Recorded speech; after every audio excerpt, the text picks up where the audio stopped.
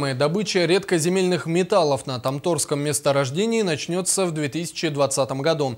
До этого времени проведут общественные слушания и доразведку. Об этом сообщили сегодня руководители компаний «Триарк Майнинг» и «Восток Инжиниринг» на встрече с журналистами.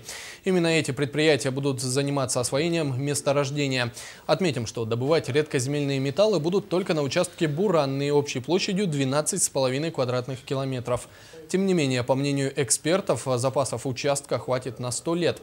Как отметил генеральный директор компании «Триарк Майнинг» Евгений Нищерет, на разработку и добычу привлекут местные кадры. Всегда экономически выгодно, для любого работодателя, иметь местные кадры. Это же понятно.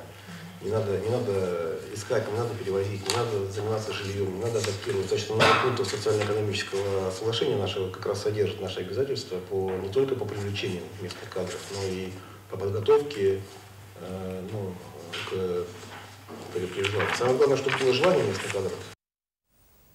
Напомним, Тамторское месторождение находится на северо-западе Якутии на территории Оленёкского района. Месторождение является крупнейшим в мире по содержанию редкоземельных металлов.